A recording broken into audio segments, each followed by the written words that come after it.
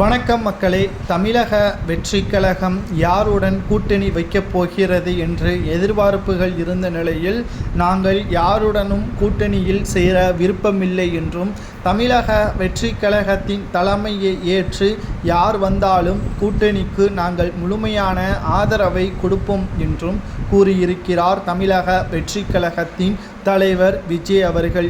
இதனால் நிச்சயம் அதிமுக பாஜகவுடன் கூட்டணி வைப்பது கடினம் என்ற சூழல் இருப்பதால் பாஜகவுடன் இருக்கக்கூடிய கட்சிகளான பாமக மற்றும் தேமுதிக போன்ற சிறு கட்சிகளும் பாஜகவுடன் இருக்கக்கூடிய மிக முக்கியமான கட்சிகளும் ஏன் பாஜக கூட தமிழக வெற்றி கழகத்தில் இணையலாம் என்ற தகவல் தற்பொழுது வெளியாகியுள்ளது. இதற்கான ஆலோசனை கூட்டத்தை தமிழக வெற்றி கழகத்தின் தலைமை அலுவலகத்தில் நடத்தி வருகிறார். திமுகவிற்கு எதிராகவும் தமிழகத்தில் ஆட்சி அமைக்க வேண்டும் என்பதற்காகவும் விஜய் அவர்கள் எடுக்கக்கூடிய ஒவ்வொரு முடிவுகளும் வெற்றி வாய்ப்பை தேடித்தரக்கூடிய வகையில் அமையும் என்றும் எதிர்பார்க்கப்படுகிறது. 234 தொகுதிகளில் எந்த ஒரு கட்சியும் விஜய் அவர்களது தலைமையை ஏற்கவில்லை என்றால் தனித்தே போட்டியிடுவதாகவும் அறிவித்திருக்கிறது. இதனால் யாரெல்லாம் கூட்டணிக்கு வரப்போகிறார்கள் என்று இன்னும் சில மாதங்களில் தகவல்கள் வெளியாகும் என்றும் தமிழக வெற்றி கழகம் அறிவித்திருக்கிறது. ஏனென்றால் இன்னும் 13 மாதங்கள் தான் இருக்கிறது சட்டசபை தேர்தல் நடைபெறுவதற்கு.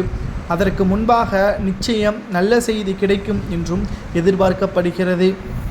ஒருவேளை கூட்டணி வைத்தாலும் கூட்டணி வைக்காமல் இருந்தாலும் விஜய் அவர்களுக்கு கொடுக்கக்கூடிய ஆதரவு எப்பொழுதும் குறையாது என்றும் தமிழக வெற்றி கழகம் திமுகவை எதிரியாக முடிவு பண்ணிவிட்டது.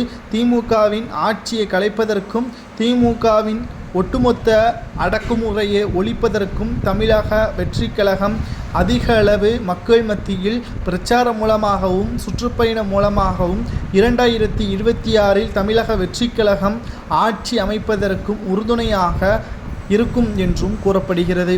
விஜய் அவர்களால் தமிழக மக்கள் மத்தியில் நல்ல பெயரை வாங்கக்கூடிய சூழல் ஏற்படும் என்றும் கூறப்படுகிறது.